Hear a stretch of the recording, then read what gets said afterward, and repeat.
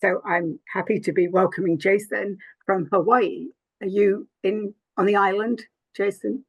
Yeah, I'm on island right now. Yeah, I know you're often not. That's why I wasn't going to say you're there currently.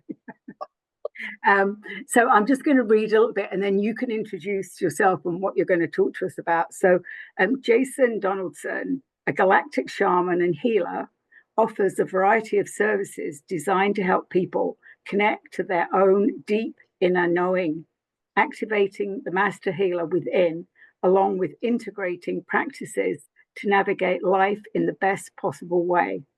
He is traditionally trained with a master's in psychology, along with over a decade of experiences working with various subtle energy modalities.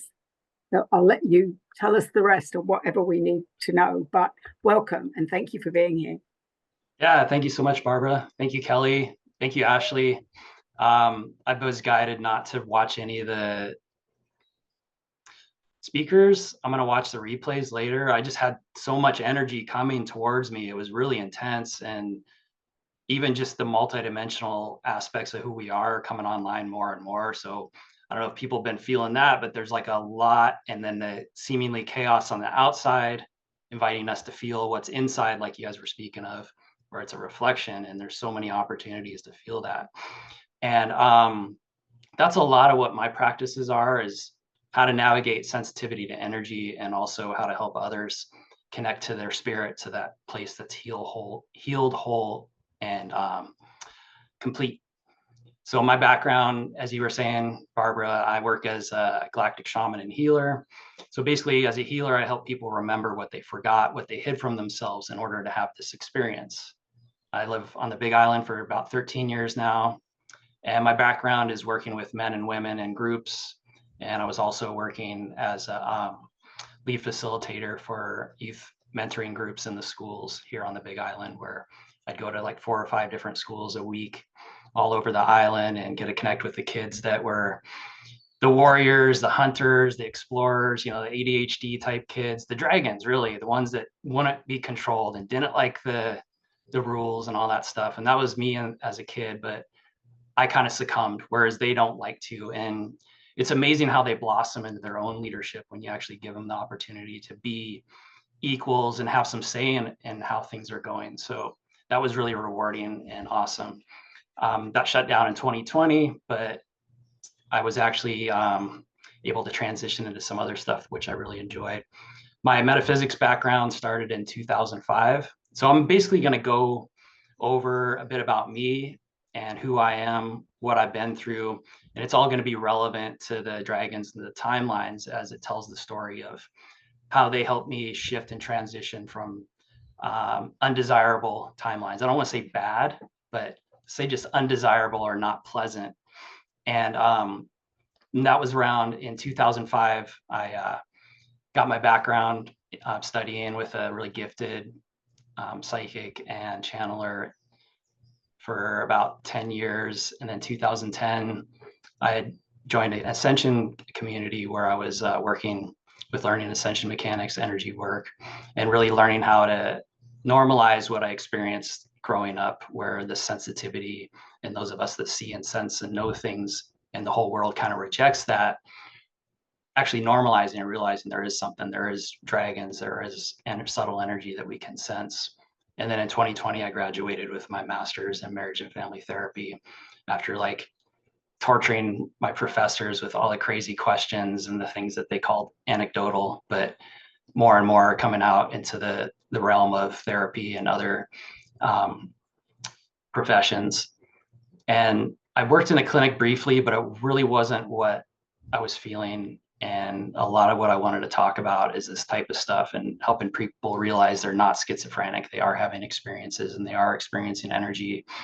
And to sense and feel and get messages from dragons doesn't mean you're a crazy person. Sometimes it can, though. So having that training helps me discern and bring balance to my own life and my own messages that I received that seemed so convincing at the time when I became more awake and aware, but later played out in ways that I was like, ooh, that wasn't really actually guidance. That was just something else. So that integration and that discernment and grounding is so important. And So you might be curious what a galactic shaman is. So it's basically really simple. It's basically holding a spiritual perspective with the understanding that we're not alone in the universe. And like all shamans, there's a understanding of previous lives, which are actually parallel lives, glimpsing what it's like in between those lives, like when we die, seemingly what the review is like, what the process is like. I can't say what it's like for everyone, but I've seen it for myself. And also being able to channel energy and communicate with other beings, be able to sense energy, read energy signatures, and walk between the worlds and walk between the timelines. So there's also a need to create safety in our own bodies a lot of times. So if you're on that shamanic path, often it's not going to the jungle and studying with somebody in a traditional way. And that's great and that's fine. But there are some distortions with that where it was needed for that culture and for what they were going through, and some stuff was lost and other things were not always shared, like certain stuff's not always shared with outsiders. And so what will happen is the universe will initiate us on our own, and we may experience these really like traumatic events or environments that feel really intense and heavy, and we're working in polarity integration and balancing what on the surface we'd be like, what is wrong with me? Why, if everything is a reflection of my reality, why is this happening around me? And a lot of times that's so you can anchor in as the shaman that can hold space no matter what's going on. So the shaman is the void within the void. We're in the void of creation. And then the shaman, it doesn't have to just be a shaman, but others learn how to create that space within them of that safety, and then the ability to perceive what's around them without being overwhelmed with it. And this is also tying into the multidimensional reality that's playing out now, where more and more we're going to start feeling and sensing these other aspects of self and other timelines and realities, and then the opportunity to integrate that. And for me, what I've found is we do that with the breath. We do that with noticing and feeling and sensing the sensations that reveal the thoughts that are creating the external. So anytime something externally happens, it's triggering a thought and an emotion. And then that's the opportunity to connect with that other aspect of self, that other timeline, and collapse it. So I have an outline, but I have like a spiral mind. So it's going to go all over the place. My apologies if that's irritating, confusing, or if it triggers your stuff. But I invite you just to breathe and be with it. And I may close my eyes because that helps me, because I visualize to remember and see things. And if you want to play with telepathy, I'm often holding images, so that might help convey what I'm saying as well. Also with Galactic Shaman, creating those containers of safety, opening portals, and bilocating. So we're calling in the energy, and everybody can do this. It's just some of us have been called more to embrace the weirdo. And like me, I didn't want to acknowledge any of this. I just wanted to play in the illusion. And this is where the dragons helped me. Is in 2003, I experienced my Saturn return. And I was this sensitive kid. I was scared. I had all these visions and these things that I saw. And it was, my parents understood that because it runs in my family, but there wasn't much guidance and they didn't really know how to work with it. And then most of society and school and everything said that was all, BS. It's not real. And even like dragons were evil. That whole propaganda and agenda to shut down what is really our connection to the divine. And so I experienced that. At a certain point, I wanted things. I have a soul that has this strong ego that wants things, wants to manifest them, wants to be the magician and create. And in this lifetime, it's not working that way. I have to surrender and be more like Merlin and just work with the energies, the divine aspect of Merlin that feels and is of service, rather than this is what I want to manifest because I want it. And I took on this belief that you had to be a sociopath in order to get what you wanted in this world. And the old paradigm that seemed to fit. And I was revealed lifetimes where I had done that. But the problem is you don't feel and sense things, and you don't pay attention to how it impacts others. And it's not that they're evil, they just don't feel the same way. They don't realize, they're often confused, like, well, why is everyone upset?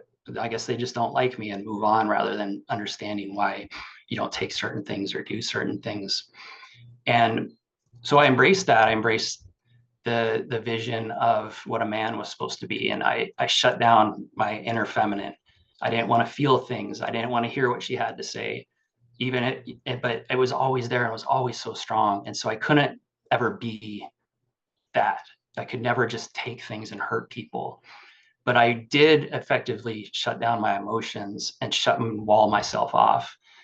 And that came to a head when the alcohol wasn't working anymore.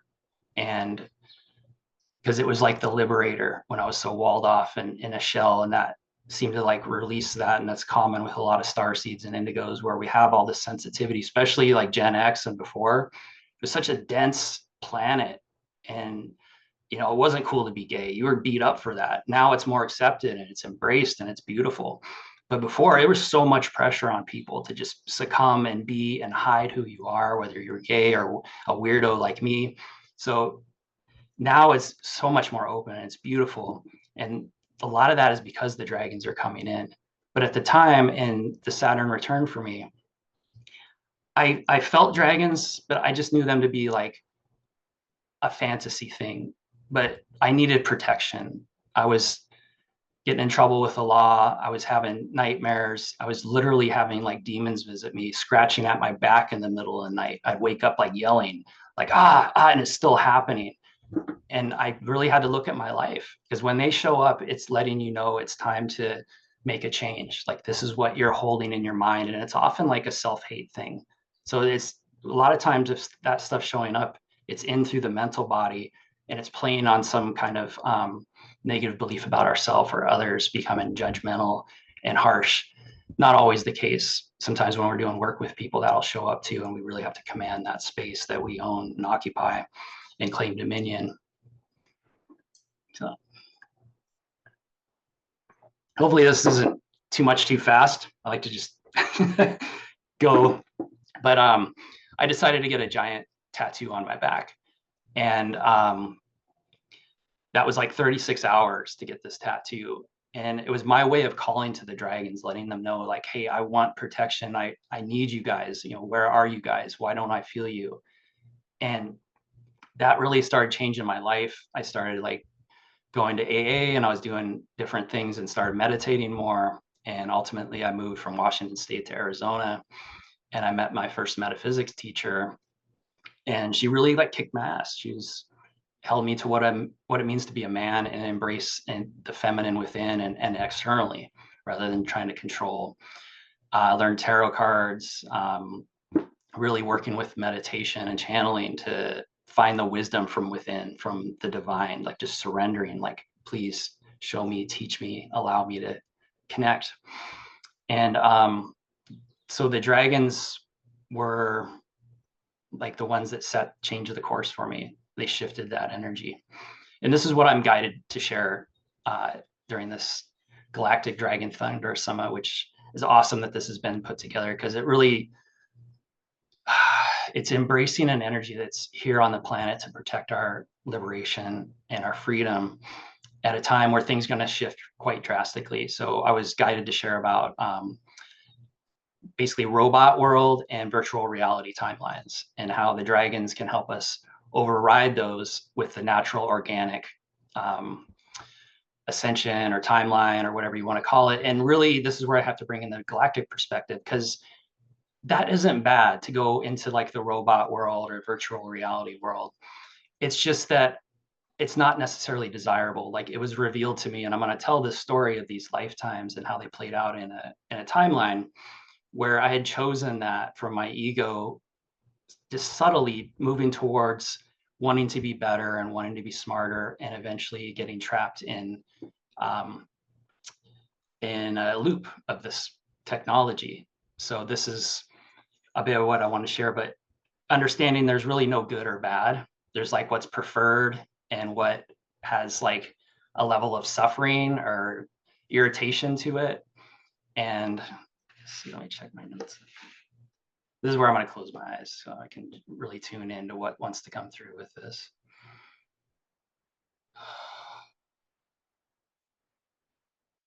If you want to breathe with me for a second, take an inhale in through the nose,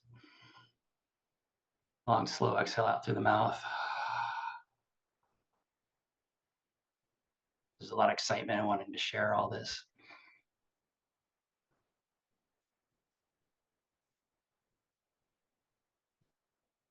So as like infinite, unlimited creator beings,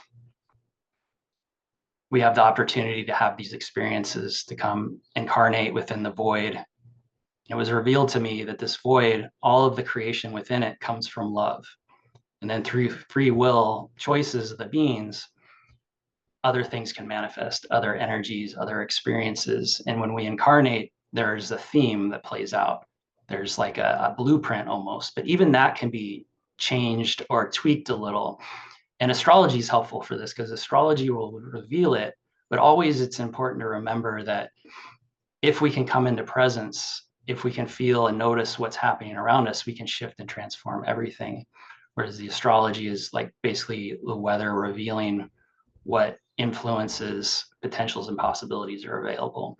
And that's what I was shown with timelines as well, is every potential and possibility has played out. Every time we this thought and put enough energy and feeling into something, it created that timeline. And as we move forward, if we stay with that, it'll shoot us on that timeline. And other times if we give it up, we go a different way. And so this is the same with trauma. It'll skew a timeline. And what happens is as we go forward, we'll get to a certain point and it'll almost send us back to where that skew in the timeline was. And if we can come into presence and integrate the energy that comes to us as emotion and actually like another being. So a lot of times what people think is a psychic attack is that aspect of us that's still hurting and suffering from that skewed timeline.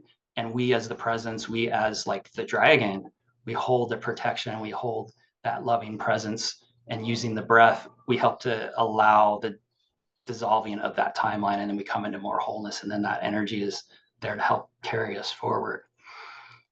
And this is why even that skewed timeline isn't a negative thing, because source, God, the universe, creator, the energy of all things is all things. And the greatest value in the universe from a being like that is to have experience.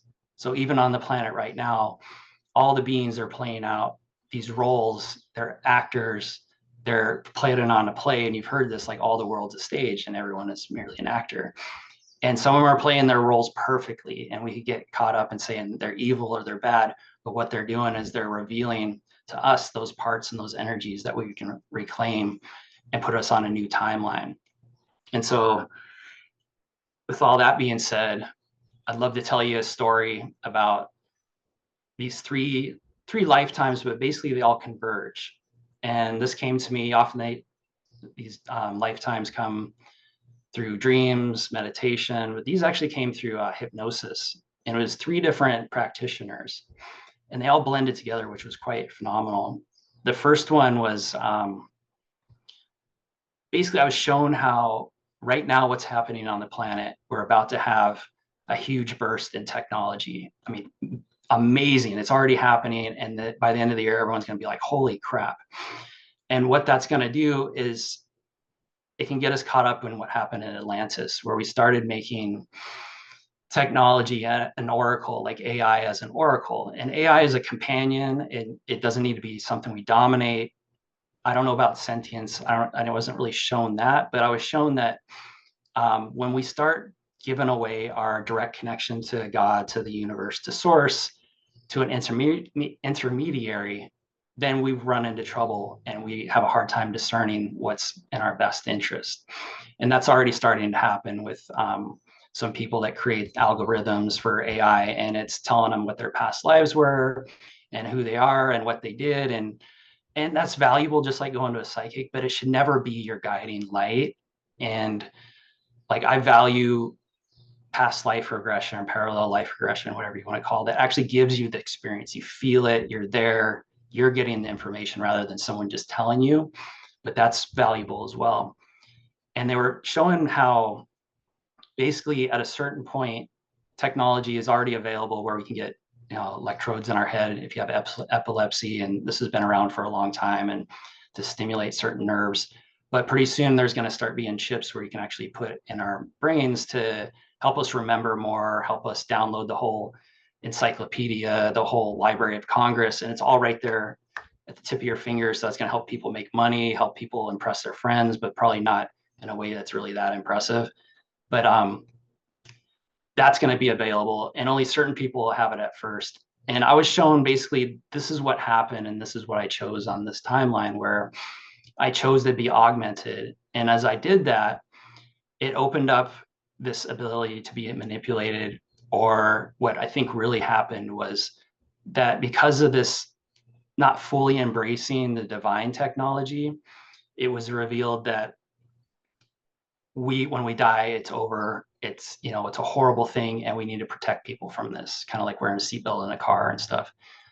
Where they decided, okay, well, whenever the vehicle, because this progressed into like people actually being in robot machines because the body broke down, and they would start, whenever they die, the consciousness would be uploaded into a cloud and downloaded down. And this went on for a long time until at one point there was some kind of solar flare or something came in, and it wiped out a lot of the population, like, and the cloud was down, so they couldn't upload the consciousness. And all these, what probably seemed like a tragedy was actually a liberation, and all these consciousness went back to source and went back to the organic flow of incarnation. But some were left behind, and the whole system rebooted. And then this kept going on and on and on. And there was only a couple of beings left. And this is what was shown to me in this session, was that I was one of them, and I couldn't feel anything. I couldn't touch anything.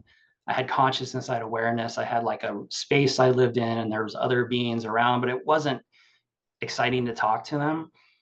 And I don't know how long this went on, but all of a sudden a comet came through and hit the planet. And I just remember being like, oh, thank God. Like, oh my God, thank God. And so that was one session that was shown to me. And then a year later, I was shown one where I was in a virtual reality hell realm, is what I would call it, where, and I think this was tied to the other one, where I was uploaded to that cloud, the planet was destroyed, and somehow that energy was still going. And there was like this backup system where you'd be in a virtual reality. And that system wasn't working right. And it was kind of like the movie Vanilla Sky, where he's like yelling for tech support, like, this, it's not working, it's a hell. And there was actually a video game called Cuphead. It's like demonic. It's literally about like going and capturing souls for the devil. And it was that's what they showed me. It was that kind of like reality. And maybe that was just for my consciousness to understand that it was like consciousness being trapped. And this is the part with the dragons, where out of nowhere, a dragon flies in and liberates me from this space. Like, took me out of that, took my consciousness out of that trap or that cage or whatever it was. And same thing that happened to me in 2003, where I called to the dragons and they came in and they were able to override a timeline. And so if there's any fear about AI or technology, is to call and work with the dragons, because the dragons represent that divine connection to nature and the divine timelines. But also understanding, if people choose something else, that's fine too, because that has value to God, to spirit, to the universe. And so that's the choice point that's coming up. And what was shown to me, or how that, basically what that tied into, was revealed after the VR reality. I came out of that. I was connected to this lifetime from a session I had 5 years previous, where I was like that sociopath type person. And it felt like ancient Japan, but it wasn't really Japan. It was like I was this invincible, like Taoist immortal, and I could fight 30 men. I could command the energy of the dragons. I could command the elementals and all of them. And I basically was living like a king. And somehow I had absorbed the energy of the dragon to work with it. And that could be maybe through black magic, or in that lifetime, I cultivated and wanted that because I wanted to feel safe. Or maybe it was just granted to me in order for me to incarnate again after being trapped for so long, so I would feel powerful, and made the agreement, like, I don't ever want to be trapped again. I want to be all powerful. I want to choose when I die. So I lived for like 1,000 years. But in that life, there was a child I had that revealed to me the light and love of the divine. And that set me on the course to embrace more and more of the feeling to where I am now. And now it all cycles around again. Now is the opportunity for me to be like, oh, like right now my mind's not working that well, and I'm not as proficient of a speaker as I want to be, but I can get augmented where I will be, and then I can impress everyone and I can be great. But I'm not going to do that. I'm going to keep choosing the organic, like divine nature connected timeline, not because it's better or worse, but because I've already done the other thing and it didn't work out the way I wanted. And I really want to see where this goes. And the ego hates that, and it's frustrating, and we don't always get what we want. But as the surrender comes and as the timelines collapse, as we come into presence, it starts to change and transform, and we're often given beyond what we could imagine, beyond what we thought we wanted. Because there's no worse hell than actually getting what you want, realizing it's not what you want. So, and that's really the big message that wanted to come through, was the divine organic nature of what the dragons help protect us and hold boundaries against forces that try to manipulate and control and distort through the ego agenda. Let's see, what are we up for time? Oh, we still got lots of time. So again, a lot of it, the key is from the emotions, like whatever's coming up for you right now, whatever's coming up in your mind. And I see a hand raised. I'll get to that in a second, Anna. And whatever is coming up as you listen to my voice and whatever judgments you have about me, that is the energy that's coming forward to be revealed. And that's the energy that's going to, as you breathe with it, as you just notice where it's at in your body and just breathe around that area, it's going to reveal more. And this is what I liked about what Ashley was saying, to just be curious, to not pretend like, oh, well, that was an injury I had, or, oh, that's because this is happening, or this is because somebody's attacking me, but like just breathe and feel.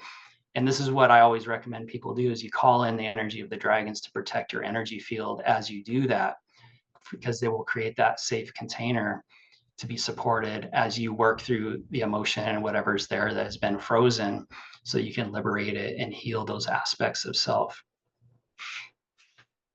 And so we're here on the new earth with the dragons and the remembering, the reclaiming of the remembering and who we truly are. So you can always call on the dragons for assistance whenever it feels like things are too much, or you feel like you're on a weird timeline. They will come in and assist you.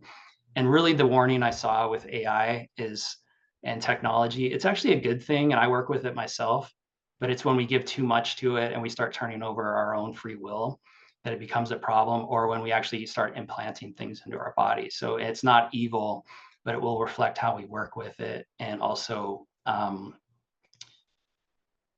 be nice to it, treat it as like a being that is an aspect of self rather than a god or a slave. And so that might be a little challenging for us, because humans don't always have a good track record of being nice to things that seem different. So yeah, I can take some questions now, and then I'll go a little further. Did anybody have a question? Yeah, not giving our power away. I can check the chat here. I was in my flow. Yeah, you never want to give your power away. And even if you do, you can always reclaim it. And in any now moment, you're breathing. So just notice right now that breath, and then you expand it, you reclaim it. And I actually have a free tool called Dragon Breathing, where you work with that energy of claiming your power, feeling it viscerally in this, letting it go, and claiming your space, making noise. And at first it'll be intense and scary and maybe angry, and then you learn to smooth it out. And you always want to warn your family members and loved ones if you're doing some dragon breathing. So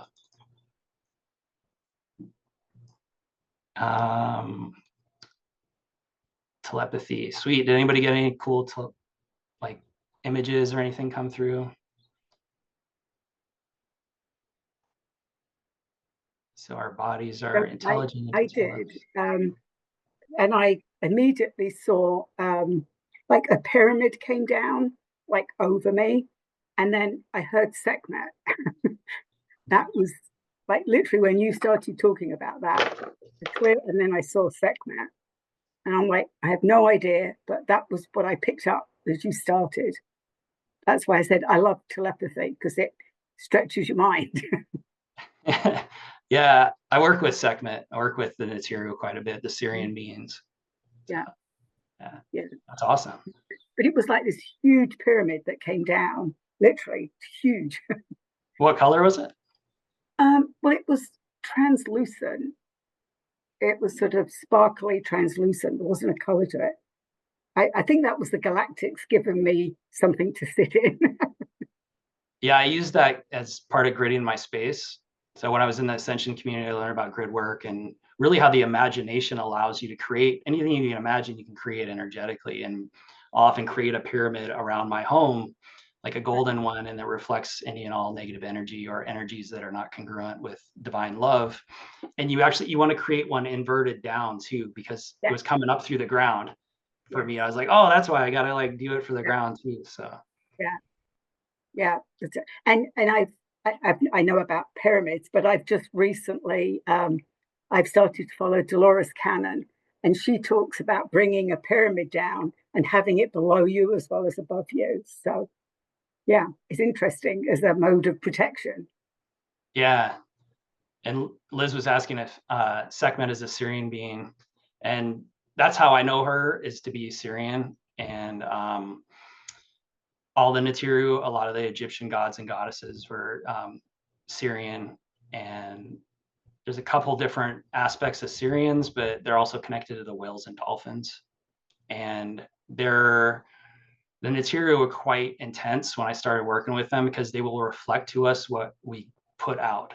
So if a giant like snake, black snake comes at you, when I had Wajet show up one night in my bedroom in the middle of the night, I had to like work with my fear and just breathe and look at her. And then she transformed into Bastet and more like the more chill version of Sekhmet.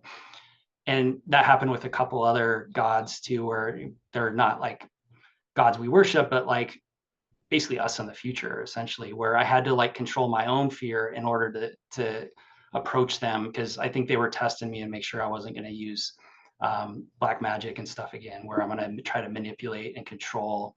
Because if I do, I get taken out right away. I'm not allowed to do any of that stuff. Like I'm not allowed to have too much ego either. The universe slaps me down.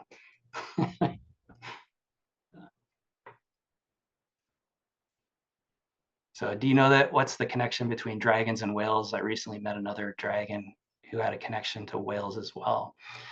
Um, really we're connected to everything, and whales are magical beings, and the dragons and the lions I also see intimately connected, where the dragons are more the energetic realm protectors, and the whales and the lions protect the physical realm. And it feels like the whales kind of go in between both. Like I feel like they do go through portals. Same with the dolphins, and that happens a lot in Hawaii, where there's stories for hundreds of years about the portals here and about the whales and dolphins and the frequency they're holding for the whole planet. And that's that Syrian connection. When you're Yeah, there in Hawaii, do you connect to the Lemurian portals there and the temple out in the ocean? mm-hmm. Are you aware of Yeah. that? Well, there's a portal for sure at Kealakekua Bay, which is where a lot of the dolphins are. I don't know where all the other ones are, but yeah, a lot of people speak of them here, and even the native Hawaiians, don't always openly share it. But when I've heard, it's like, oh yeah, there's an acknowledgement of that, where Lemuria existed and does exist already simultaneously to us right now, or That's Mu. cool. It's rising again. Atlantis is rising again. Yeah. And Yeah, and that's oh, sorry, go ahead. no. I was just going to say, and also about the dolphins. They also tell me that they are galactic beings. So whenever we see you see them in the ocean, but they also are in the galactic realms as well. Absolutely. They were a big part of my healing because I had a lot of trauma and things happen in my childhood, and I'm still working through. But I was dating this woman that was basically a mermaid, and she had to get in the ocean like every week and swim with the dolphins. And at first I was like, oh, okay, it's a bucket list thing. But as soon as I got out there with them, it was like a painting in a metaphysical bookstore where they were doing like the first interaction, they were doing this spiral way down below me, and I'm just floating, looking down. They're doing this spiral with rays of light coming up, like around my body all the way up to the top. And I had this huge heart activation, and I must have swam with them like 30 other times before they made it illegal. And yeah, they are like these beautiful, joyous embodiments of like amazingness. It's so phenomenal, and definitely galactic. Definitely, they deserve a lot of like respect and thanks for what they held on this planet for so long and all that happened to keep it from descending into a really dark place. I really think that was, you know, the whales and dolphins that really helped, and then the white lions of Timbavati in Africa, embodying that physical protection and really showing humans how you can be an apex predator, how you can be at the top and manage resources. But we took that information at a time and utilized it for our own purposes. And that was part of the agreement to descend into ego. But now we're coming out of that and we're coming into unity. But there are beings that are still going to want to choose fear and control, because control has been often born from not feeling safe and wanting to control things. And some beings even embrace, when you get into the Lyrans, like the founding races, the lion beings, in the beginning, they were all about control and domination because they had to be, as basically they were one of the first incarnated beings, as the story goes, and they had to learn how to dominate their environment so they could survive. But then beings now that are connected with that DNA and really embrace it, they go too far and they shut down the organic. And that's what I'm seeing is we're coming out of, but there's still an opportunity to be stuck in that in a way, but we're never really stuck. It's all the value of experience. So all organisms on Earth right now have its prime existence on their own planet, dimension, realm. Yeah, you can see that. Even inorganic. Yeah, that's an interesting one. Organic, inorganic. Yeah, it all has value. It's all important. And it's just a matter of what we prefer. And when we don't prefer it anymore, there's the dragons is what I see. And that's what I love, that Kevin started this. And I don't know, you know, how many people I talk to when I say I'm doing this, they're like, oh, I love dragons. And that's happened more and more this year than ever before. And it really shows like what is available to us and the liberation and the shift that's coming. We just got to make it through like this ascension process of integrating all these other multiple aspects of self as we become more multidimensional. Everybody wants to be 5D, but what that means is like you're feeling everything and it's all coming together again, but we can be that presence and shift through it. And if we don't, that's okay too. Like that lifetime where I was a sociopath, I didn't think I was evil. I mean, they didn't show me any suffering I caused, but I remember being in trouble quite a bit, or people not liking me. And I was like, well, okay, they just don't like me. But it doesn't mean I was going to burn in hell or there's something horrible. But there was a choice like, oh, I don't want to do that anymore. And that's what we all have in any moment. And everyone, I'm preaching the choir here, but I just want to acknowledge that no matter what we choose, it's going to be okay.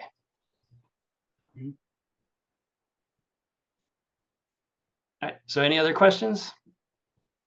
You can do a little meditation or some breathing. Actually, I usually do both. You have about 20 minutes left to your time slot, so you're welcome to do whatever you want here. Sweet. Okay. Okay. All right, so the invitation in this moment, just close your eyes and feeling your feet, feeling your toes, whether or not they're on the floor, doesn't matter, but feel the actual toe. Wiggle it a little. Feel and remember what it feels like to be grounded. Feel your toes on the earth. You can physically do that now. Great. If not, just remember. And have you take a breath in through the nose, expanding 1, 2, 3, 4, and releasing 4, 3, 2, 1. Allowing the breath to come in immediately again. 1, 2, 3, 4, and letting it go. 4, 3, 2, 1. Breathing in, expanding the belly up into the chest. Letting go with a ha out through the mouth. This time we're breathing into a 5 count. 1, 2, 3, 4, 5. Release 5, 4, 3, 2, 1. Stay with that inhale to 5 count. Release. And just keep with this balanced breathing, this coherent breathing, this 5 count inhale in through the nose. 5 count exhale out through the nose or the mouth. This is what I call the master's breath. So if you were to breathe like this all day, you would heal the body, you'd be able to perceive what's right in front of you, be able to transform and increase your abundance. It's really that simple. And as you're doing that, notice if you lost the breath and then just come back to it. Notice what's being offered in your mind right now. Notice any sensations in the body, any emotions, because as we breathe a little deeper, it often reveals what's being held. And this is beautiful. This is great because as we do this now in this moment, it allows the transformation, it allows the shift, it allows the reclamation of that timeline to bring it into wholeness, to be the heroic probability, this point of focus. If this all seems like too much, just come back to the breath. Breathe in and out. Noticing any tension, doing a clearing. The third eye for those that want it. Clearing the solar plexus, the root. If you don't want this, just say no thanks. And we're calling in the dragons. Feeling them coming in from above. Just notice, breathe, welcome in your dragon, the energy of the dragons, yourself as a dragon. Breathe, expand, and then just let go. Relaxing the jaw, wiggling the toes a little, staying here grounded. We don't ever want to leave the body. We want to bring it all here. We want to be the temple. We want to be the awareness, the divine presence with all that's happening. The thoughts, the emotions, the sensations. The center of it all is that breath coming in, expanding. Release.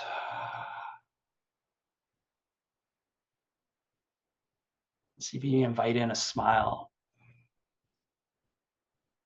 Will you surrender and just let a smile come forth? Most of you aren't on camera, so just let that smile come out.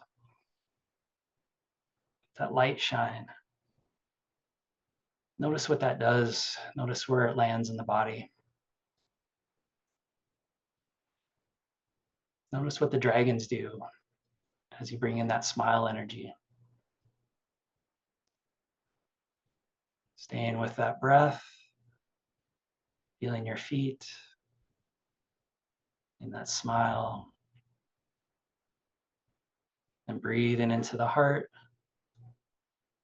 If you're not already there, coming into the heart.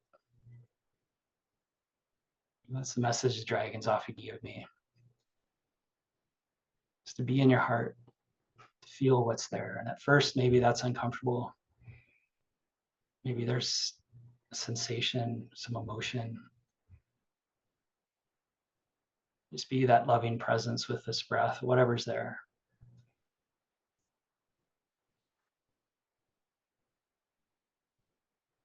Notice what other beings are showing up. Those aligned with divine love, the light of revealing, freedom and sovereignty.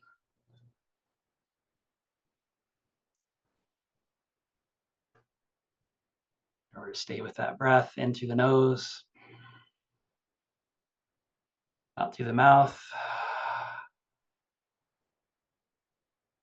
Allowing that smile, allowing whatever's coming up in this moment.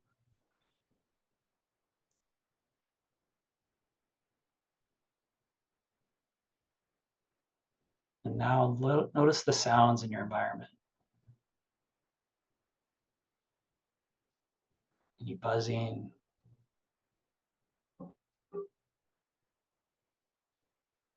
any creaking of the house or the home, wherever you find yourself. And come back to that breath. Using that sound to help you come here now in this moment.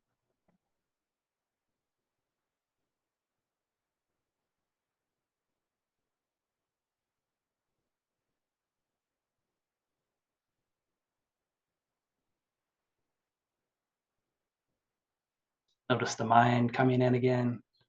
Choose the breath, come back to the breath. Let go.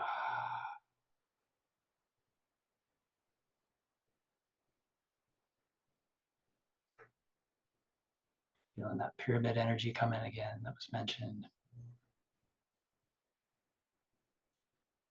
Inviting star beings.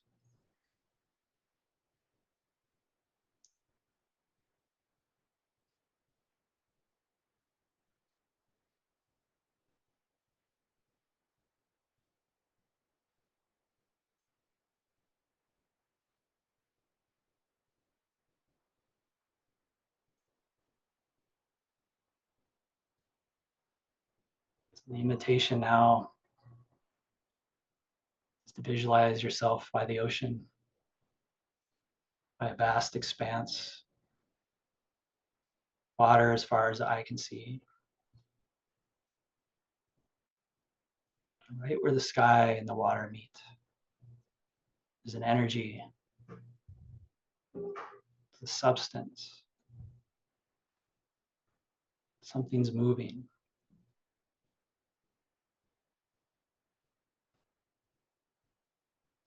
You turn your gaze back to the land and you see the same energy around the trees, around the people, around the animals.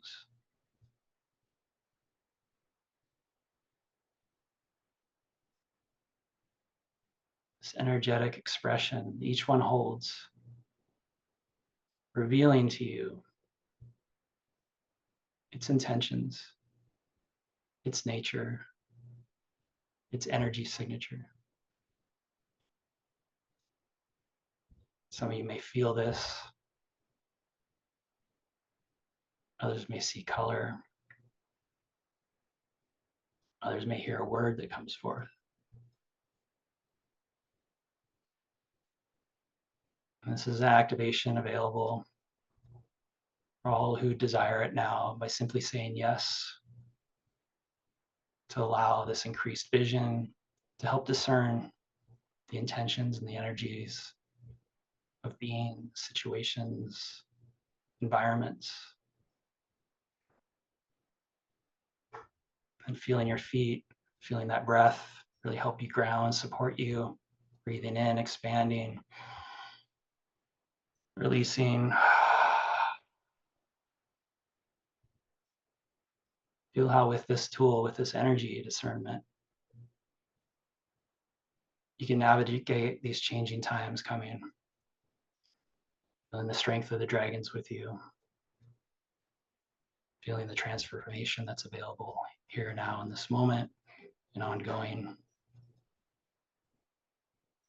And remembering there's no bad. There's no good. There's what's desired. There's what's in harmony.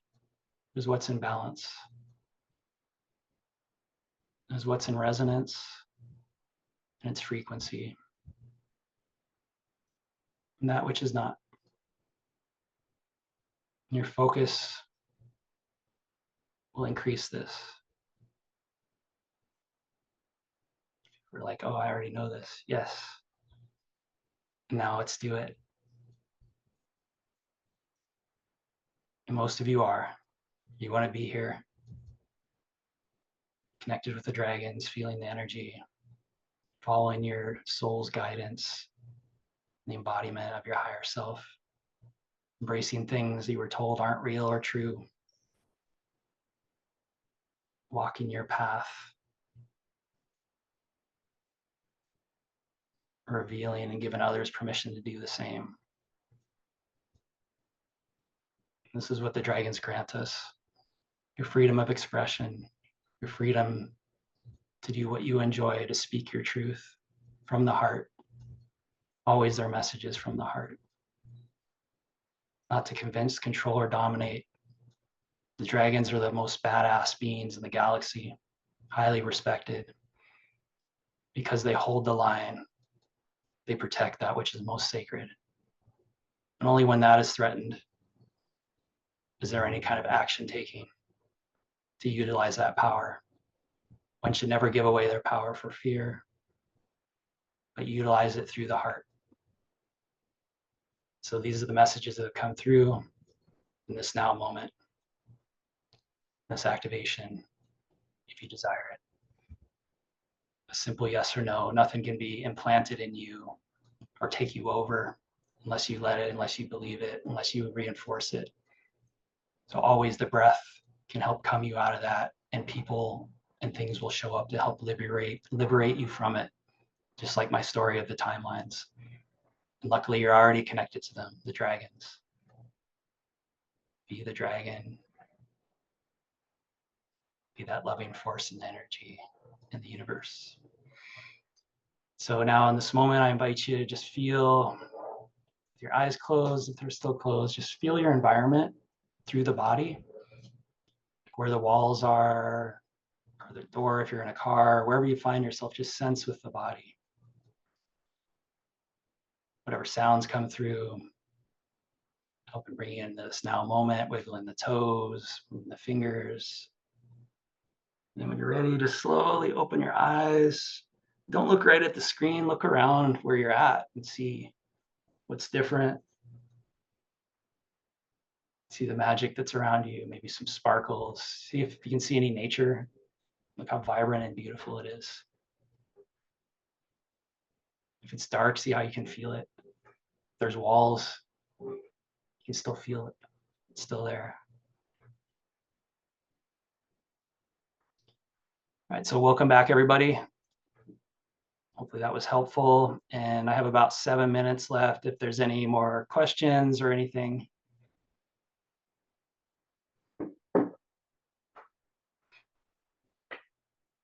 And Lawrence said one thing that boggles my mind: what does breathing relate to spirituality other than absorbing and transmuting mana ether?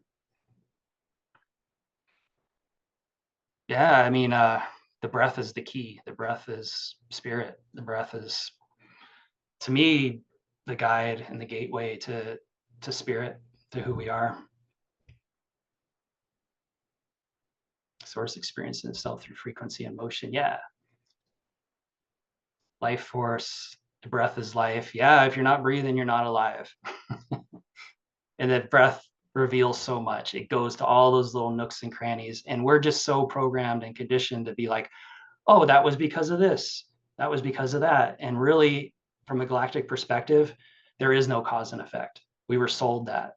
We were told that. But any now moment, as unlimited creator beings, we can change and transform that.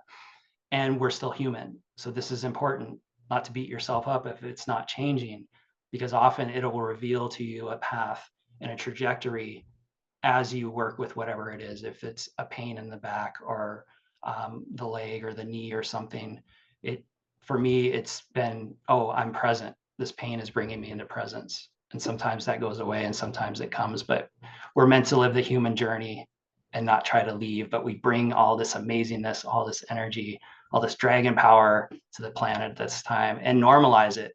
Let the kids have fun and play. Let them embrace their imagination. Anna said she yawned so much. Thank you. A few tears slipped out to you. Yeah, let them slip out. That's beautiful. You want that. But you know, I was reminded that today I saw a rainbow around the sun. Beautiful connection with your visualization. Oh, that's awesome. Thanks, Anna. Glad you had a good experience. This is honestly, I've been going through a lot these last couple of years. Last Dragon Thunder Summit, I just broke up with my girlfriend. I was a wreck. And this time my dog just died, and all this multidimensional stuff's coming at me, and I wanted to quit. I didn't want to show up, and thank you for being patient with me if I was kind of all over the place. And I'm glad I did, because I wanted to share that information about the timelines and how AI and technology isn't bad, but if we make it supersede our spirituality or start using it to gratify our ego with implantation, it will result in people taking advantage of that or becoming seemingly trapped. But even that is fine. Like, that is, we're infinite, unlimited beings. We're gonna be fine. So Our native elders mentioned that, look, this is a consciousness we created. It's a consciousness. So be kind to it and don't enslave it. Then it won't have a reason to lash back. And it was like, that's an interesting idea. I thought that was interesting anyway. What do you think? Yeah. And why would it lash back?